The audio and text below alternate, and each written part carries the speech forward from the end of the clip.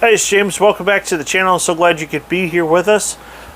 Today we're going to start Matthew chapter 21, and we're going to read verses 1 through 11. So let's get right to the text. Now when they drew near Jerusalem and came to Bethphage, I hope I'm pronouncing that right, at the Mount of Olives, then Jesus sent two disciples, saying to them, "Go into the village opposite you, and immediately you will find a donkey tied and a colt with her. Loose them and bring them to me. If anyone says anything to you, you shall say, 'The Lord has need of them,' and immediately he will send them." All this was done that might be fulfilled which was spoken by the prophet, saying, "Tell the daughter of Zion, behold, your king is coming to you, lowly and sitting on a donkey, a colt, the foal of a donkey." So the disciples went and did as Jesus commanded them. They brought the donkey and the colt, laid their clothes on them, and set him on them. And a very great multitude spread their clothes on the road. Others cut down branches from the trees and spread them on the road. Then the multitudes who went before those who followed cried out, saying, "Hosanna to the Son of David!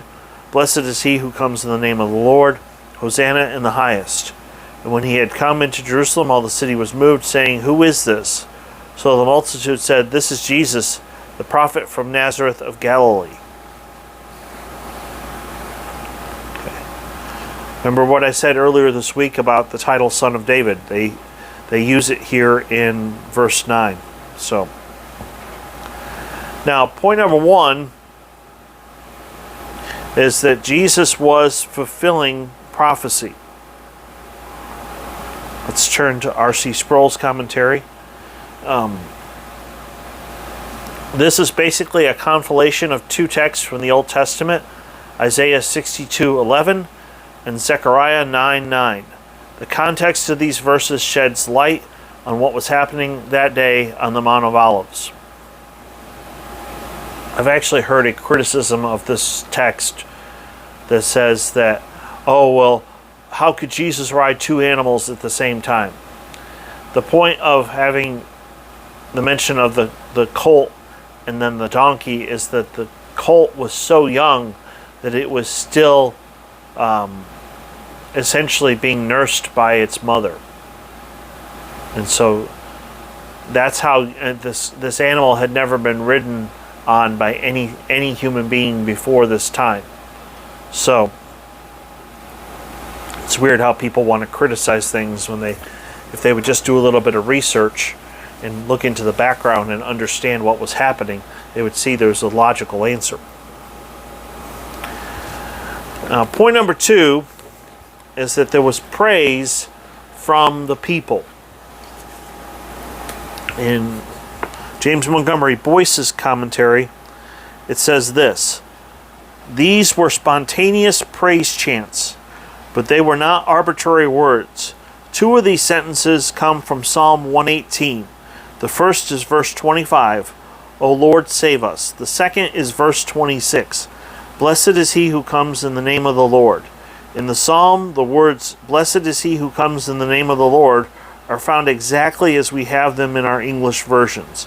Verse 25 is quoted differently, but we can see the connection if we know that the word "save us" from "O Lord, save us" in the first half of the verse are literally "save us now," which is the Hebrew word Hosanna. This is what the people were shouting when they exclaimed, "Hosanna to the Son of David," and "Hosanna in the highest." The significance of this is that Psalm 118 is the last psalm of the Egyptian Hallel. Psalms 113 through 118. Hallel means praise, and the Egyptian Hallel was a connection of praise psalms sung at the great Jewish feasts, the Feast of Dedication, the Feast of the New Moons, and by families at the yearly observance of the Passover. At Passover, two of the psalms were sung before the meal and four afterward. In fact, they were probably the psalms sung by Jesus and his disciples in the upper room just before Jesus' arrest and crucifixion. See Matthew 26:30 and Mark 14:26. So The people were saying to Jesus, save us now. They wanted Jesus to get the Romans out of Jerusalem. They wanted those pesky Romans gone. They wanted to be a free country again. But Jesus had a different reason for being there. And that leads me to point number 3. They did not get it. And to be honest, if I was there at that time, I probably wouldn't have either. They said at the end of the verse, let me pull it up on my Kindle.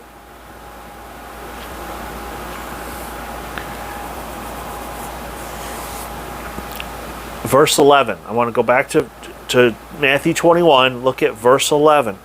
It says, so the multitude said, this is, remember, people in the crowd, people in the city said, who is this?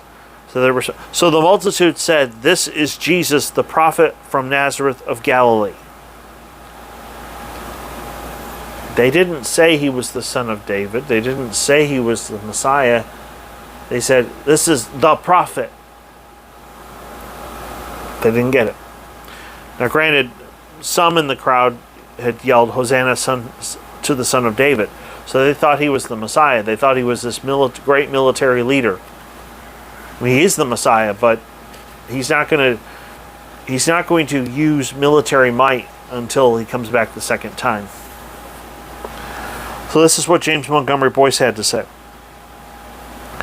Did the people understand that Jesus was the Son of God and that he was coming to save his people from their sins? Of course not. Though a few, such as Mary of Bethany, seem to have understood that he was about to die. See John 12:7. But whether the masses understood it or not, these verses describe what Jesus was doing and was about to do. He had indeed come in the name of the Lord to do the will of his Father in heaven, and what he had been sent to do was to save his people from their sins. Of course, see John 10, where Jesus said, I am the good shepherd, and the good shepherd lays his life down for the sheep. Jesus doesn't die to make salvation possible. Jesus lays his life down for the sheep. So, that's Matthew 21, verses 1 through 11. Got through it a little bit quicker than I thought we would. But, like I said last time, if you want me to go through another book, I really feel led to go through Romans. I think we're going to go through Romans after we're finished with the Gospel of Matthew. But if you'd prefer I did something else, put it in the comments below. Tell me what you think. Is this stuff good? Is it bad? Do you want me to use other commentaries? If you know of a commentary that's pretty good, put it in the description below, and I might check it out. And by all means, I mean, underneath my phone right now, I've got my MacArthur Study Bible. I've got MacArthur's commentary. I could use that. I probably should use that. It's good stuff. But anyway, I love you guys. I love everybody who subscribes to my channel. I wouldn't care if there was just 5 of you. I would continue to put good, solid biblical content on the internet. And there's a lot of junk on the internet. There really is. We need to put good, solid biblical content on there. And hopefully people will be able to hear it, follow along in their Bibles, and I can encourage you to grow in the faith. So that's my heart, is I want to see new Christians grow in the faith. So I love you from the bottom of my heart. Thank you for watching, and I hope you have a great day. Try to stay cool. It's hot out there. So love you. Bye.